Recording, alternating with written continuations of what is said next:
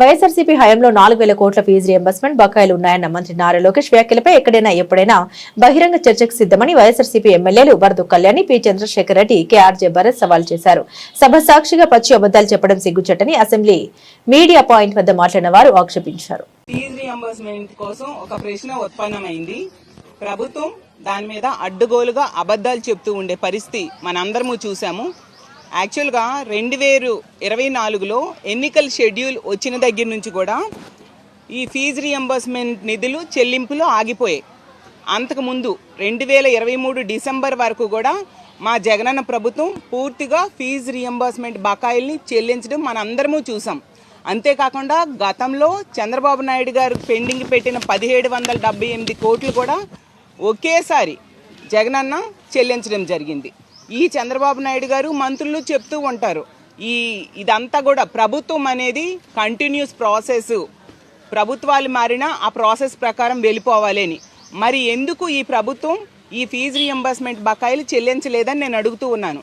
Jagananna pending, అది కూడా ఎన్నికల షెడ్యూల్ రావడంతో ఒకే ఒక క్వార్టర్ అంటే 700 కోట్లు సుమారుగా అంతే మాత్రమే పెండింగ్ ఎలక్షన్ షెడ్యూల్ వలన పెట్టడం జరిగింది. వీళ్ళు అడ్డగోలుగా 4,000 కోట్లు అంటూ అబద్ధాలు చెప్తూ ప్రజలను తప్పుదోవ పట్టించడానికి ప్రయత్నించిన పరిస్థితి రాష్ట్ర ప్రజలందరూ చూశారు.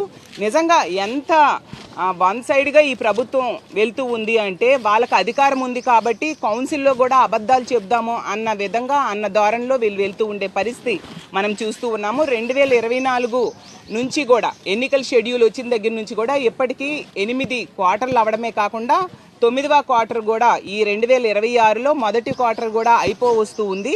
అంటే సుమారుగా 6,300 కోట్లు బకాయిలు పెట్టారు. ఈ కూటమి ప్రభుత్వం అధికారంలోకి వచ్చాక సుమారుగా 6,300 కోట్లు పేద విద్యార్థులకు ఉన్నత చదువుల కోసం ఇవ్వాల్సిన బకాయిలు ఇవ్వకుండా పెండింగ్లో పెట్టిన పరిస్థితి మనం చూసాం. మధ్యలో ఒకసారి 700 కోట్లు మాత్రమే రిలీజ్ చేశారు. అంటే 5,600 కోట్లు 5,600 కోట్లు పెండింగ్ పెట్టడం జరిగింది. ఎంత దారుణంగా వీళ్ళు పేద విద్యార్థుల జీవితాలతో ఆడుకుంటున్నారో అర్థం చేసుకోవచ్చు. పేద విద్యార్థులు ప్రభుత్వమే ఈ ఫీజు రియంబర్స్మెంట్ ద్వారా ఫీజు చెల్లిస్తుంది అన్న నమ్మకంతో అడ్మిషన్స్ తీసుకొని జాయిన్ అవ్వడం జరిగింది. ఈరోజు తీసుకుంటే విద్యార్థులకి ఫీజులు చెల్లించకపోవడం వలన ప్రభుత్వము కాలేజీ యాజమాన్యాలు వాళ్ళకి హాల్ టికెట్స్ ఇవ్వట్లేదు.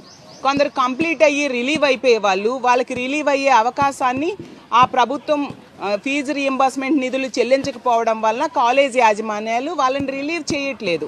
అంటే వాళ్ళ భవిష్యత్తు, పేద విద్యార్థుల భవిష్యత్తు ఈ కూటమి ప్రభుత్వం ఈ విధంగా ఆటలాడుకుంటూ ఉండే పరిస్థితి మనం చూస్తూ ఉన్నాం. ఈ ఫ్లైట్స్కి ఇన్నేసి కోట్లు ఖర్చు పెడుతూ ఉన్నారు.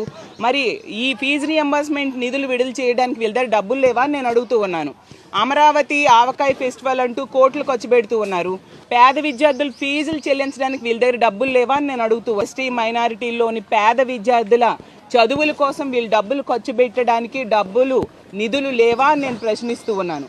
ఎంత ఘోరం అంటే ఫీజు రియంబర్స్మెంట్తో పాటు వసతి దీవెన అని చెప్పి వాళ్ళ ఖర్చుల కోసం జగనన్న టంచెన్గా డబ్బులు రిలీజ్ చేసేవారు ప్రతి ఏడాది కూడా.